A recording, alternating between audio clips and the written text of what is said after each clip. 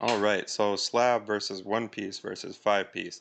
In the context of the closet library, typically you're going to want to stick with slab because slab is something that you can process very easily in your shop without painting. You can just edge band it.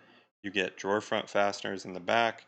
We also have this really cool pilot hole on the back bottom of the drawers of the drawer fronts.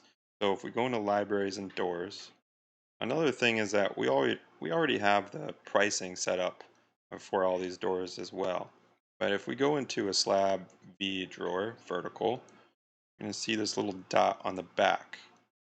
That is a 5 mil PEC to show your guys that are in the shop what side is the bottom of the drawer front. So that's a nice little perk, and we can also, the metal drawer boxes will all bore into the back of that slab. If you're doing 5 piece, and you're buying them out, then you have to drill those holes manually. That much extra labor. And then one piece doors, if you can get away with it, just supply slab, right? Or buy out doors and drawers. That's one major benefit of the closet library is that you don't have to do any finishing, and all you have to do is cut, edge band, send it out, and install.